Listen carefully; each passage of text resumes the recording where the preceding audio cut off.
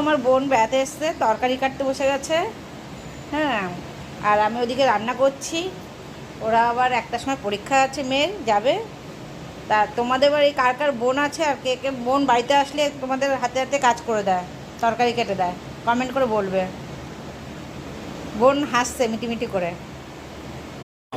দেখো, আমার মামাতো বোন এসছে, তার মেয়ের পরীক্ষা আছে এখানে কলেজে। দেখো কী কী রাত্রে আইটেম।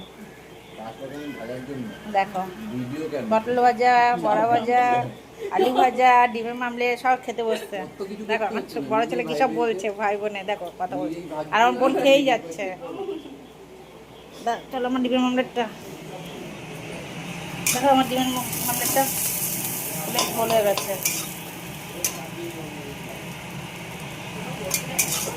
দেখো আমার থালায় যাচ্ছে ডিমের টা। এই দেখো